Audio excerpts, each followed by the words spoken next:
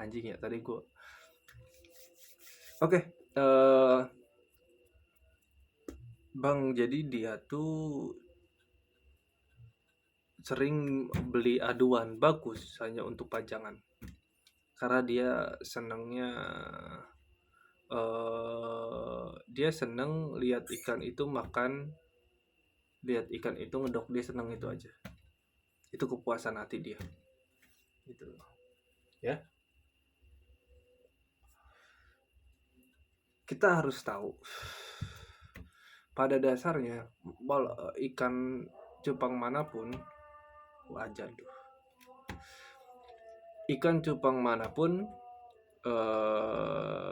punya form, mau itu hias, mau itu aduan.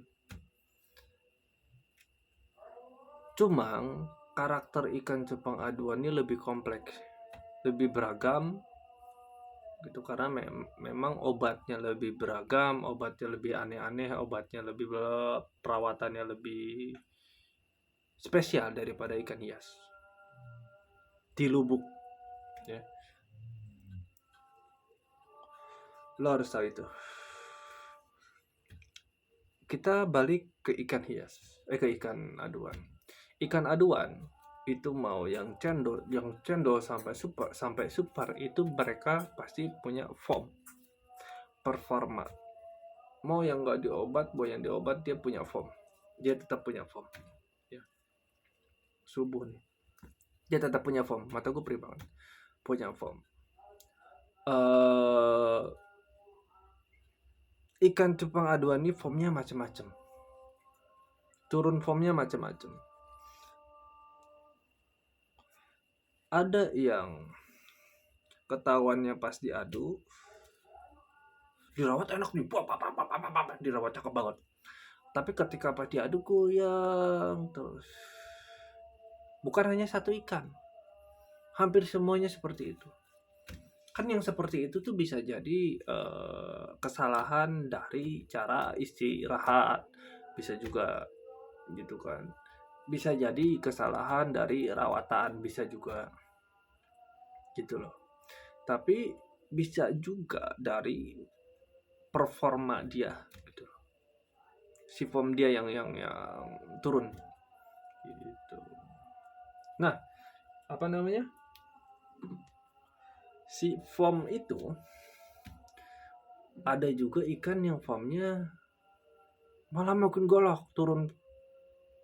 Jadi ikan ini turun formnya malah makin galak. Disebutnya sobu galak. Dia turun form itu salah satu cirinya adalah sobu. Tapi sobu juga bisa jadi karena salah perawatan, salah air, cuaca kita daerah kita terlalu dingin, atau lu taruhnya di luar ruangan. Makanya gue rawat ikan, gue taruh semua ikan gue di dalam ruangan gitu. Karena dingin ikan bisa sobu. Walau formnya masih banyak, formnya masih bagus gitu loh. Nah, kita harus kenalin dulu nih si karakter ikan kita turun formnya kenapa. Ada juga hati-hati ikan turun form. Ketika ikan itu turun form,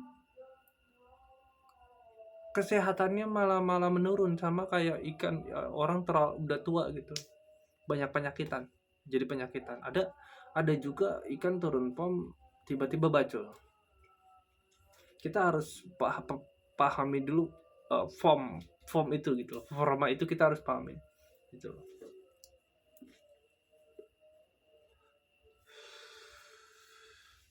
Oke. Jatuh. Jadi gini, mendingan gini, ini cara gue ya, cara yang relevan untuk lu ya. Jadi lu misalkan lu punya 10 ekor ikan cupang aduan bagus gitu. Gimana ya, gue harus pakai ilustrasi nih, agak sulit ngejelasinnya. eh lu punya 10 ekor ikan cupang. Jadi ikan cupang tuh lu harus pahami bahwa dia kalau ditoples terus itu foamnya malah ada masanya dia jenuh gitu loh. Kalau dia udah jenuh ditoples sering dikedok-kedokin apa udah maksimal kalau gua ya ngerawat itu cuman tergantung karakter. Ada ikan yang karakternya mau dirawat 2 minggu baru bagus, ada yang seminggu udah bagus. Oke, kita asumsikan ikan yang gua punya adalah ikan yang dirawat seminggu udah bagus ya. Oke ya.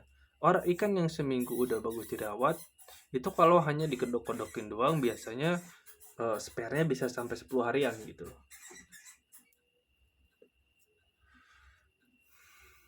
Kita anggap aja ikan ini spare-nya 10 harian baru jenuh ditoples.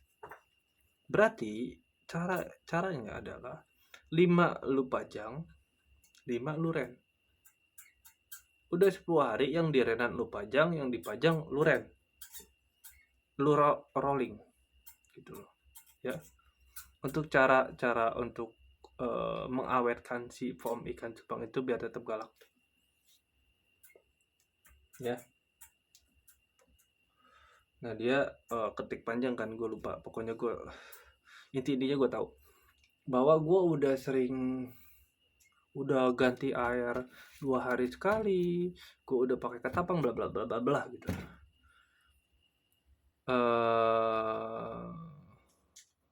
Kok tetap banyak yang sakit dan sampai banyak yang mati.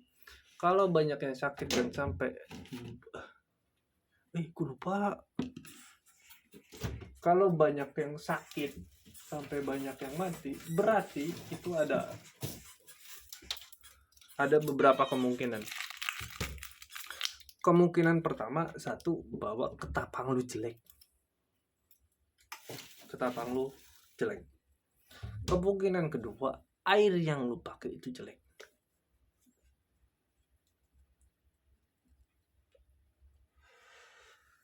Solusi terbaik, tapi kalau lu mau rajin ya,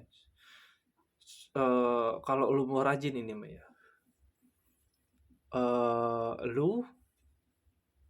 tapi tetap ya, gue bisa aja pakai cara ikan hias, gue bisa aja. Tapi kalau lu rajin ganti air 2 hari sekali, mendingan gini. Kalau lu rajin ganti air 2 hari sekali, mendingan lu endapin dulu airnya. Lu endapin misalkan di sini. Air dulu lu tutup. Lu endapin seharian, atasnya aja lu pakai. Bawahnya jangan. Biasanya kotoran itu mengendap di bawah. Gitu loh. Untuk masalah air. Untuk masalah ketapang ada 2 kemungkinan, lu beli atau bikin sendiri.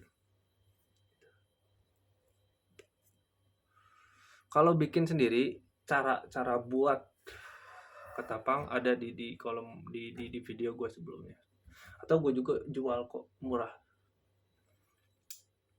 Sekilo berapa sih? Sekilo cepek, nggak apa-apa kalau lo mau.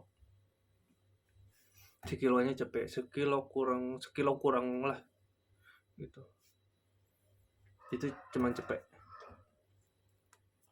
Ketapang udah ungkupan sebulan lebih. Ketapang. Yang kedua gue lihat lu bilang ketapangnya gue pekatin bang, sampai ikannya nggak kelihatan. Itu juga bisa salah. Jadi gini, ketapang pekat itu mengandung tanin yang sangat tinggi dan mikroorganisme yang terlalu tinggi. Kan gue udah bilang bahwa kalau lu ngerawat ikan, ini ceritanya lu ngelihat ikan ini berarti lu ada di fase lagi ngerawat ikan di toples ini, ada di fase lagi ngerawat ikan ini yang suka ganggu gua nih.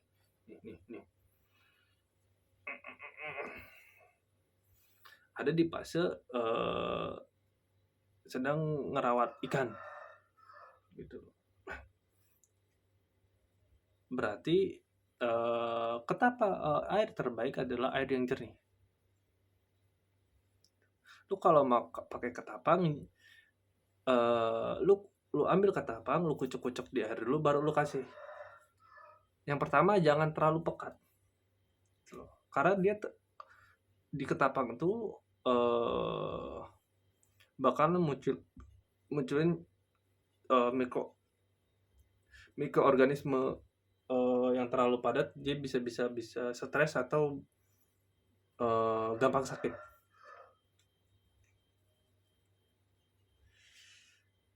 Atau si ikan ini bisa sembuh gitu. Atau kaget air biasanya gitu. Ketapang yang terlalu pekat itu bisa membuat ikan bacul pas di air putih, kaget air jadinya. Bisa juga. Burung pom juga bisa seperti itu juga, kaget air bisa. Gitu.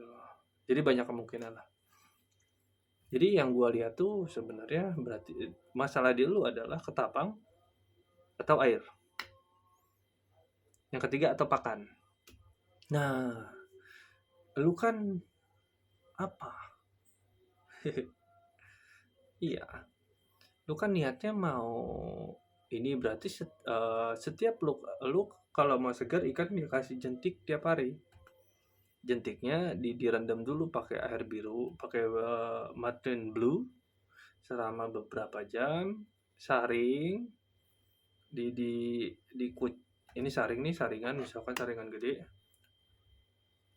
masukin semua cunya ke sini, dikucuk-kucuk gini aja nih. Ini kan air, misalnya tangan gua air, dikucuk-kucuk gini di air gitu. Lu kasih ke air bersih, baru lu kasih cunya. Kenapa gue menyarankan dikucuk-kucuk dulu di air bersih? Karena misalkan kan si jentik itu kan badannya itu kan banyak rambut-rambutnya ya. Kalau si Martin Blue ini misalkan si cairannya, si kandungannya pada nempel di si jentik, ketika lu kasih ke ikan, air ketapang lu jadi netral, jadi nggak terlalu efektif untuk ikan. Takutnya itu aja. Nah, jentiknya pun harus yang panjang-panjang, jangan yang pakai helm gitu ya, biar intinya jentik kalau yang panjang yang pakai helm tuh lu kasih ke indukan aja. Kalau yang panjang-panjang lu kasih ke yang ikan lu yang biasa gitu loh. Gitu. Bang, gua nggak selalu ada jentik, pakai bloodworm. Gua pun kalau nggak ada jentik pakai ini. Nih.